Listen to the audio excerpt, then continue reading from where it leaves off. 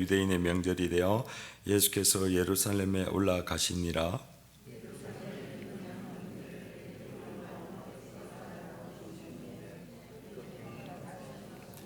그 안에 많은 병자, 맹인, 다리 저는 사람, 혈기 마른 사람들이 누워 물의 움직임을 기다리니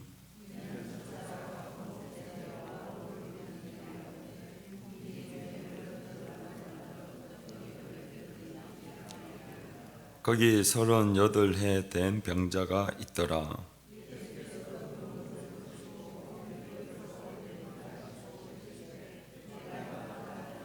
다 같이 병자가 대답하되 주여 물이 움직일 때에 나를 못에 넣어주는 사람이 없어 내가 가는 동안에 다른 사람이 먼저 내려가나이다.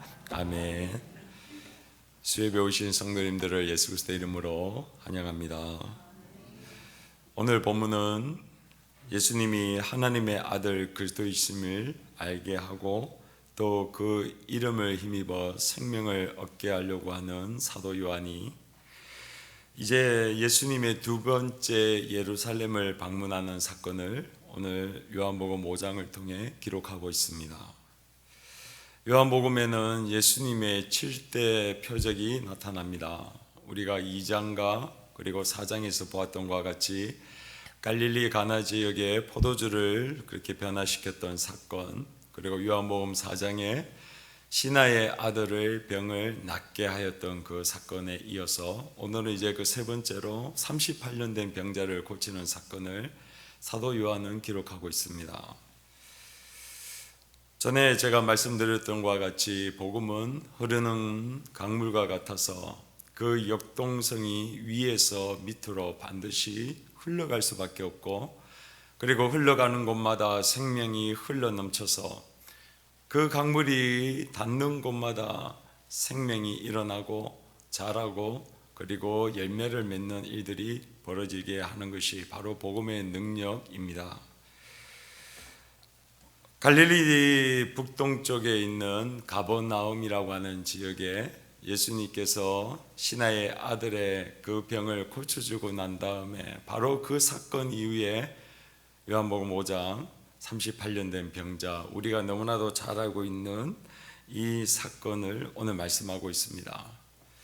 복음은 어느덧 갈릴리 지역, 즉 이스라엘의 북쪽에 있는 그 지역을 적시고 난 다음에 이제 그 강물이 다시 남쪽으로 향하여 예루살렘으로 흘러 들어와서 그 베데스다 연못에 있는 수많은 환자들이 있는 가운데에 오늘 38년 된 병자에게 그 복음의 강물이 임하게 되는 것을 오늘 성경은 말씀하고 있습니다. 이 38년 된 병자를 만나고 고치는 사건을 통하여 사도 요한은 두 가지를 우리에게 말씀하고 있는데, 죄인이 무엇인지 그리고 복음이 무엇인지를 이 사건을 통해서 말씀하고 있습니다. 그러면 첫 번째로 오늘 본문을 통하여 죄인이 무엇인지를 말씀하고 있는데, 죄인이란 바로 하나님 앞에 있는 오늘과 같이 예수 그리스도를 알지 못하는 자가 바로 죄인이다라고 말씀하고 있습니다. 성경에는 죄인에 대해서 여러 가지 말씀하고 있습니다. 창세기 3장에 보면 하나님께서 따먹지 말라고 했던 선악을 알게 하는 나무를 따먹음으로 말미암아 죄가 찾아옵니다. 그래서 하나님 앞에 죄를 범하고 하나님을 무서워하고 하나님을 피하는 인생이 뿐만 아니라 저주를 받은 인생이 바로 죄인인 것을 말씀하였습니다. 그리고 로마서 3장 23절을 보면 우리가 잘 알고 있는 것과 같이 모든 사람이 죄를 범하였음에 하나님의 영광에 이르지 못하게 되었다라고 말씀합니다. 하나님의 영광, 즉 하나님의 임재에 죄인이 도달할 수도 없고 나아갈 수도 없고, 그러므로 말미암아 영원한 생명의 말씀이신 하나님의 말씀을 듣지 못함으로 그의 인생이 죽음에 처하게 되어지는 그러한 인생이 바로 죄인이다라고 말씀합니다.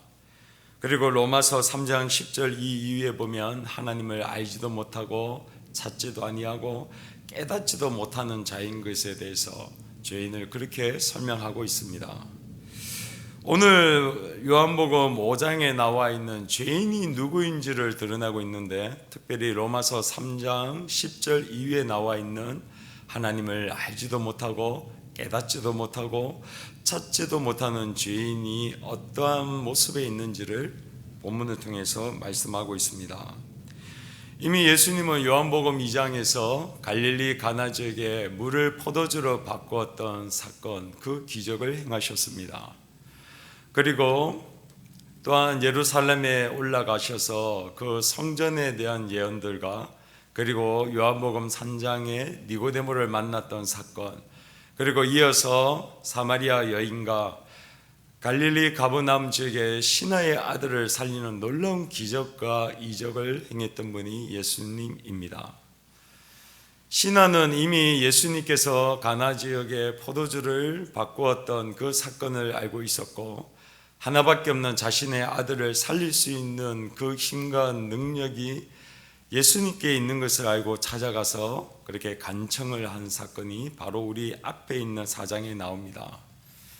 그런데 이제 두 번째로 예루살렘에 방문하고 있는 이 예수님이 38년 된 병자를 지나가다가 그를 알아보고 그에게 질문을 던집니다. 6절에 보니까 예수께서 그 누운 것을 보시고 병이 벌써 오래된 줄 아시고 이르시되 내가 낫고자 하느냐라고 질문을 던집니다. 사랑하는 성도님들, 요한복음에 보면 4장에 보면 사마리아 여인에게 만나서 예수님이 하셨던 말씀 잘 기억하실 거라고 생각합니다. 내가 물을 달라고 하는 네가 누구인지를 알았다고 하면 너가 그 물을 달라고 하였을 것이고, 그리고 그가 너에게 그 선물을 주었을 것이다 라고 얘기를 합니다.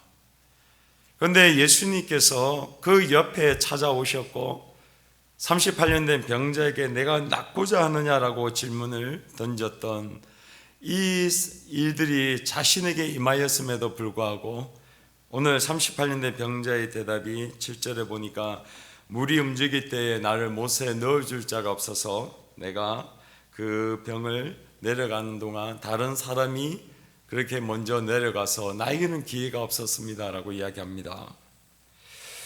철저하게 그 병을 낫고자 마지막 희망이었던 베데스다 연못에 가서 그렇게 물이 동하기를 기다리는 그 세월이 38년이요. 그리고 그 가운데서는 물이 동하여서 자기가 먼저 발견하여서 그곳에 가려고 기어서라도 가는 동안에 다른 사람이 먼저 감으로 말미암아 자그마치 38년 동안이나 그곳에 머물러 있던 인생이 오늘 본문에서 말하고 있는 죄인이다 라고 얘기합니다. 쉽게 얘기하면 세상에서 말하고 있는 그 가능성, 희망, 소망이 전혀 없는 인생일 뿐만 아니라 이제 마지막 기회였던 예수 그리스도가 그 옆에 와서 네가 낫고자라고 하는 질문을 던졌는데, 근데 그의 유일한 소망이었던 병을 낫는 것에 대한 그 질문 속에 그의 대답이 그 마음속에 나를 넣을 줄 자가 없어서 내가 이렇게 여기에 있습니다라고 하면서 원망하고 불평합니다. 이게 죄인이라고 얘기합니다. 예수님이 누구인지를 알지 못할 뿐만 아니라 예수님이 자기에게 주는 그 선물, 자신에게 주는 그 은혜가 무엇인지를 알지 못하여서 그 죄인을 향하여 주겠다라고 찾아와서 손을 내미고 그에게 말하고 있는데도 불구하고 예수가 누구인지를 알지 못하여서 자기의 병을 낫고자라고 낫기를 원하느냐 질문을 했는데도 불구하고 네 주님, 제가 낫기를 원합니다. 제가 이것을 회복되기를 원합니다 라고 대답하지 아니하고 그저 자신에게 있는 원망과 불평으로 그의 인생을 몰아가고 있는 것을 성경은 말씀하고 있습니다. 사랑하는 성도님들, 아마 여기 계시는 성도님들 다 한 번쯤은 많이 아파보신 적이 있을 것입니다.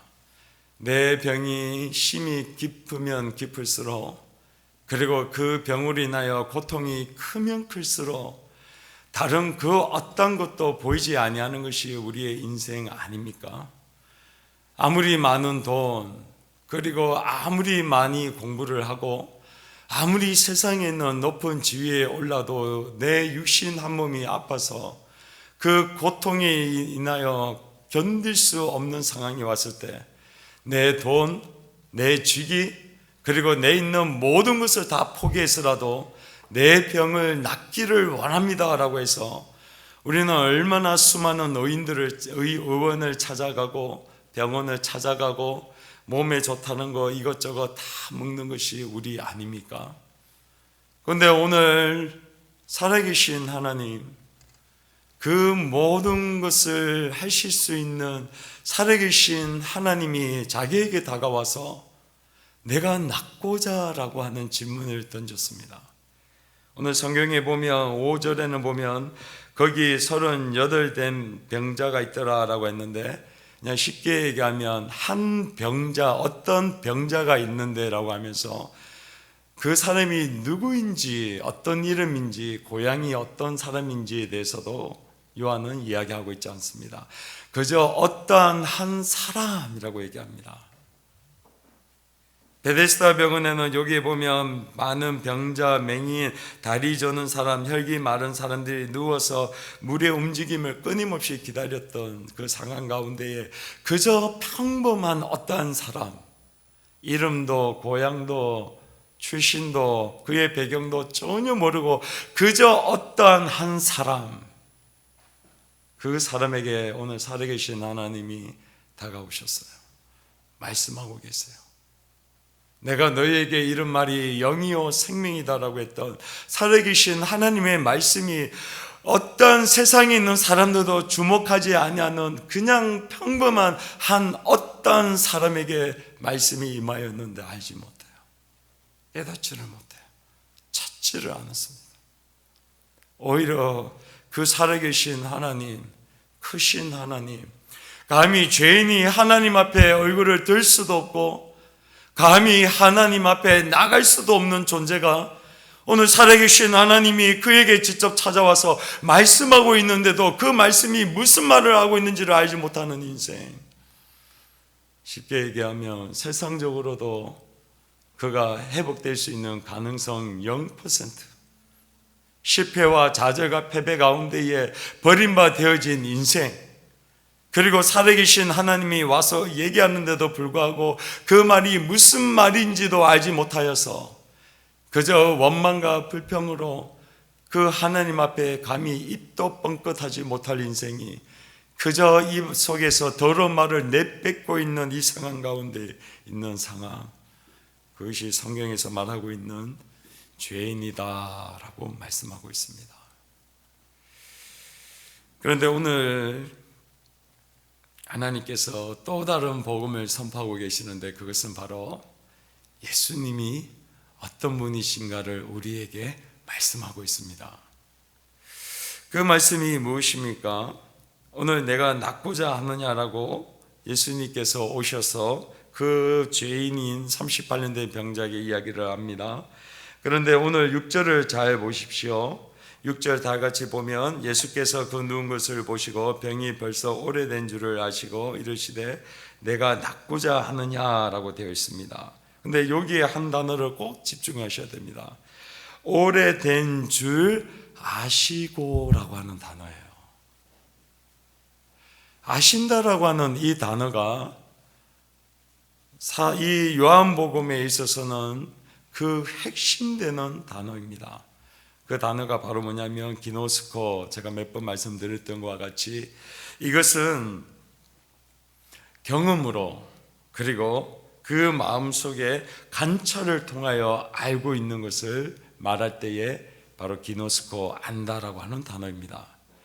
그냥 내가 그냥 이렇게 스쳐 지나가서 듣는 이야기로 들은 그 이야기가 아니라 오랫동안 관찰과 그 존재와의 경험에서 오는 그 아는 것을 얘기할 때에 바로 기노스코라고 하는 단어를 쓰고 있습니다. 그러면 세상에 있는 기준으로는 어떠한 병자, 누구도 주목하지 아니하고 인정하지도 아니하고 거기에 수없이 많은 병자들이 아파서 신음하고 그리고 물이 한번 요동하면 그것이 아수라장이 되어지고 내가 낳고자 서로 밀고 땡기고 하는 그 인생에 내가 그 글쎄 가지 못하여서 늘 실패하였던 그 인생을 살아계신 하나님이 그 영혼을 아시고 라고 얘기합니다.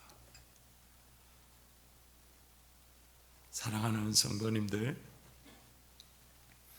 오늘 예수님께서 내가 너를 안다, 내가 너를 관찰하고 내가 너와 함께함으로 그 경험에서부터 안다 라고 얘기할 때에 그것이 바로 그 다음에 놀라운 축복이 주어지는데, 그것은 바로 하나님의 무궁한 긍휼, 무궁한 자비인 줄로 믿습니다. 그게 왜 그러냐면 2절에 보십시오. 베데스다라고 하는 못이라고 있습니다. 히브리 말로 베데스다라고 하는 뜻이 뭐냐면 자비의 집입니다.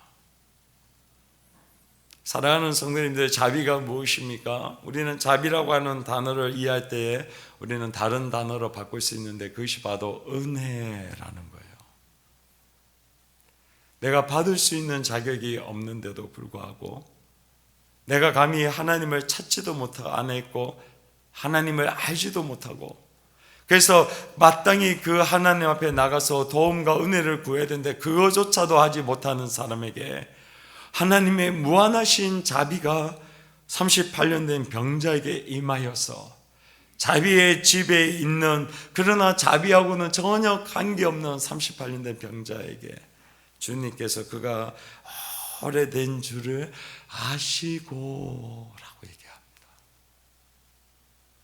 우리 가운데 하나님께서 주시는 은혜가 임할 때에, 그 자비가 임할 때에 반드시 하나님께서 하시는 일이 있는데 그것은 바로 내가 너를 안다 라고 말씀하시는 것입니다.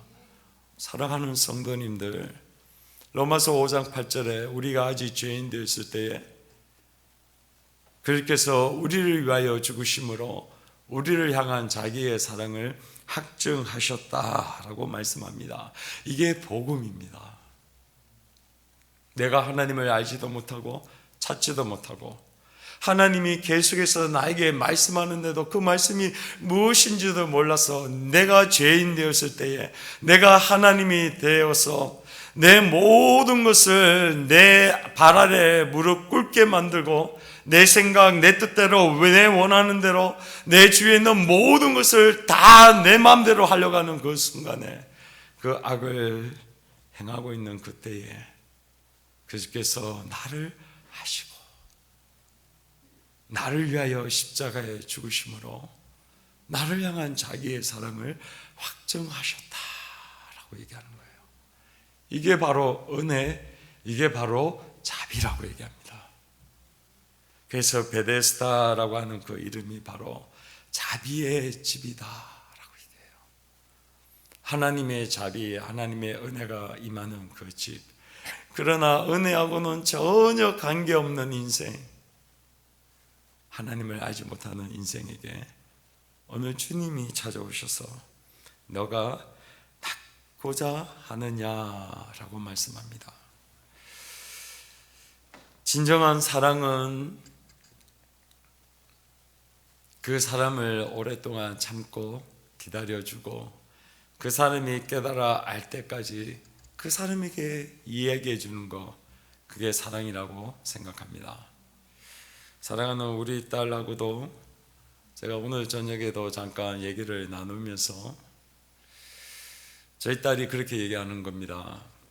아빠가 어릴 적에 저에게 막 얘기했던 것이 무엇인지를 자기가 몰랐대요.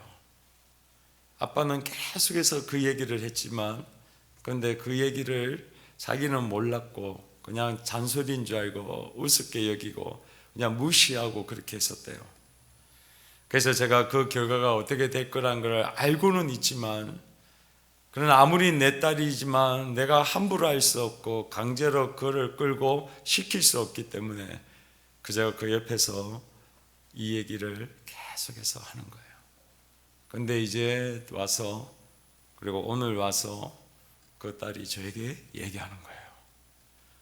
사랑하는 성도님들, 하물며 육신의 아버지가 사랑하는 딸을 향해 그렇게 많은 것을 얘기해주고 가르쳐주고 싶고 더 좋은 것을 누리기를 원하지만 그 아이가 아직도 어리고 알지를 못하기에 너무나도 안타까운 마음이 있고 혼자서 가슴을 저미지만, 그러나 그 사랑하는 딸을 한 인격체계에 어떠할 수 없기 때문에 그 옆에서 그저 이야기하고 기다려주고 기도하는 것과 같이 주님께서 알지도 못하고 무슨 말인지 무슨 의미인지 하나님이 어떤 분이신지를 알지 못하여서 그저 내 생각 내 뜻대로 하는 나를 향하여 기다려주시고 말씀하여 주시고, 그래서 나중에 지나고 난 뒤에 하나님의 의미가 무엇인지를 알게 됐을 때 그때 오는 그 은혜, 그리고 그때 하는 주님의 그 자비하심은 내 가슴, 너무나도 부족하지만 내 작은 가슴을 촉촉이 적시기에 충분하신 줄로 믿습니다. 사랑하는 성도님들, 우리는 죄인입니다. 우리가 하나님을 찾은 것이 아니라 하나님이 먼저 우리를 찾으시고 우리에게 말씀하여 주시고, 그리고 우리를 알고 계시고 우리를 회복케 하시는 복음의 능력이 오늘 이 밤에도 우리에게 임하고 계시고 찾아오시고 말씀하고 계신 줄로 믿습니다. 그분의 그 사랑이 내 작은 가슴 가운데에 주님 알게 해주시고 듣게 하여 주시고 깨닫게 하여 주셔서, 하나님 내 이제 남아있는 인생이 얼마나 있는지는 모르지만 그러나 이 이전에는 내 생각 내 뜻대로 그리고 내 계획대로 했다고 한다면 하나님 이제 나의 남은 인생을 주님이 기뻐하는 인생, 주님이 원하시는 인생, 내 삶 가운데 찾아오셨던 그 은혜답게 사는 인생이 되게 하여 주시옵소서라고 기도하는 우리 사랑하는 성도님들과 저가 되기를 예수 그리스도의 이름으로 축원드립니다. 이 시간 우리 찬양하며 나가기를 소망합니다. 빈들의 마른 불같이 이 찬양 잘하실 줄로 믿습니다. 사랑하는 성도님들, 우리는 하나님을 알 수 없습니다. 요한복음 3장에 나와 있는 너희가 거듭나지 아니하면 하나님의 은혜를 알지 못한다고 했던 그 말씀과 같이 하늘에서부터 주어지는 그 아노센의 은혜가 우리에겐 필요합니다. 내가 이전에 만나고 알았던 그 하나님은 정말로 그 넓은 모래밭에 있는 모래 하나가 같은 너무나도 작은 은혜입니다. 그러나 하나님 오늘 38년 된 병자에게 임하셨던 그 은혜, 하나님 더 큰 은혜, 더 하나님을 아는 그 기쁨, 그것을 허락하여 주시옵소서. 주님께서 오랫동안 내 상황을 아시고 그리고 나에게 찾아오셔서 말씀하시는 그 은혜가 주의 도우시는 성령으로 말미암아 우리 가운데 주어지는 것인데, 주의 성령이여 오늘 내 마음속에 가물어 메마른 땅 가운데에 비를 내리시고 은혜를 내리시고 예수 그리스도를 알게 하시고 듣게 하시고 그 뜻에 따라 순종하게 하여 주시옵소서라고 그런 간절한 마음으로 이 시간 찬양하고 주여 한번 외치고 기도하며 나가도록 하겠습니다.